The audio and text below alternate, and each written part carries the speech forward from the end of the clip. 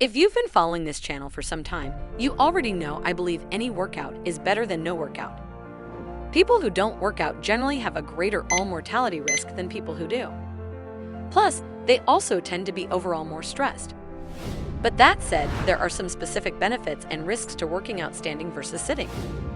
In a nutshell, working out seated means more targeted training and more hypertrophy.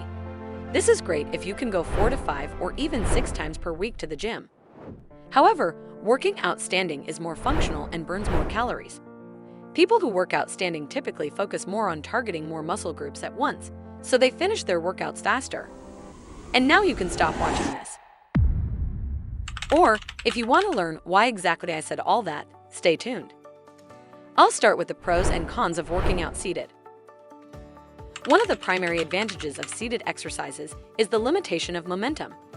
When exercising in a standing position, it's easy to unintentionally use momentum for help, which can make the exercise less effective.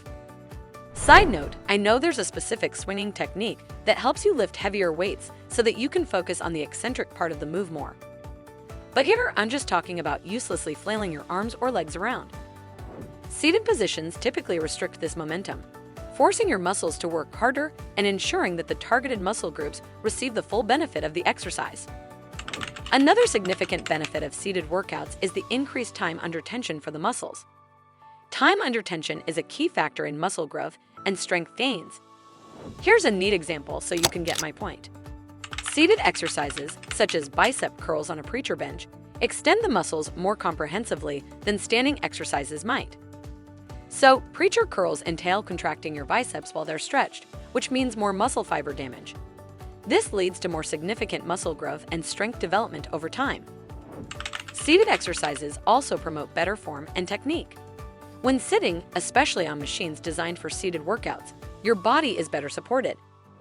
That means you'll keep the correct form and won't strain your back. All this minimizes the risk of strain or injury while maximizing your gains. But here's the truly neat part: the body's lever system and how it contributes to targeting specific muscles. Gym machines for seated exercises are designed to leverage your body's lever system to optimize muscle engagement.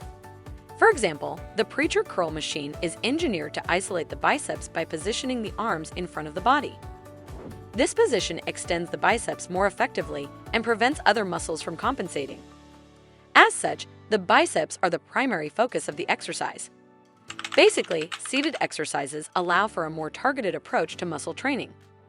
Machines like seated leg extensions are specifically designed to focus on the quadriceps. This focused approach leads to faster muscle growth while also reducing systemic fatigue. Seated exercises have downsides, though. Seating makes an exercise less functional because you're only focusing on one muscle group. Basically, you're not moving your body like a system, which is how we move in real life. This can have some negative consequences if you're only training while seating, because muscle growth is great, but you need a functional body.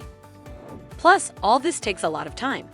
So, seated exercises are best for people who go to the gym at least 4 or 5 times per week.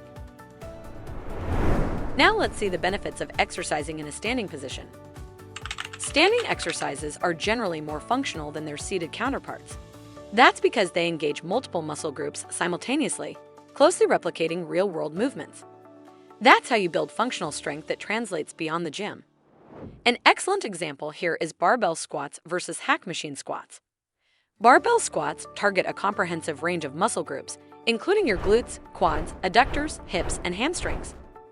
This multi-muscle engagement builds strength and also enhances coordination and functional mobility. In contrast, hack squats on a gym machine primarily target your quadriceps and lack the functional benefits of barbell squats. And here's another benefit. Because you're engaging more muscle groups at once, you're burning more calories. This makes standing workouts great if you want to lose weight or improve your cardiovascular health. Plus, you're getting an increased mind-muscle connection. Standing exercises require greater concentration and control, as you must actively engage your muscles to maintain balance and execute movements correctly.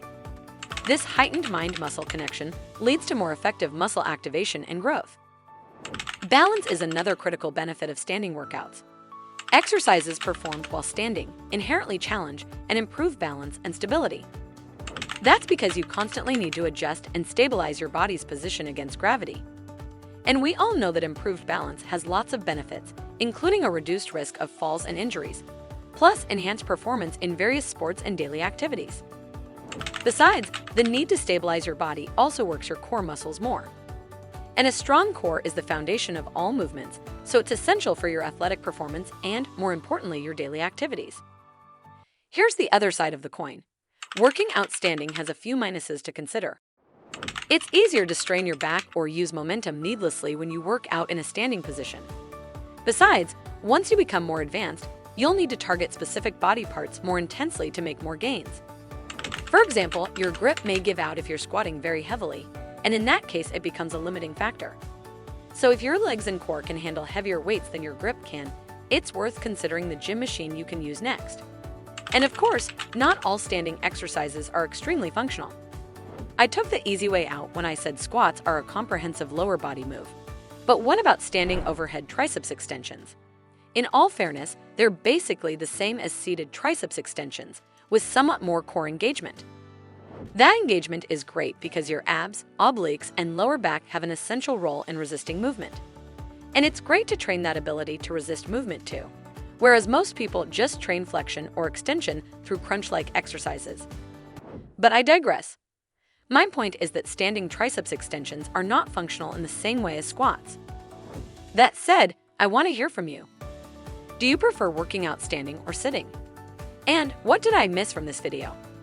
Remember to hit the like button if you found this useful, subscribe to the Fitnessdy channel, and ring the notification bell so you'll never miss a new episode. Now, let's move this chat to the comments.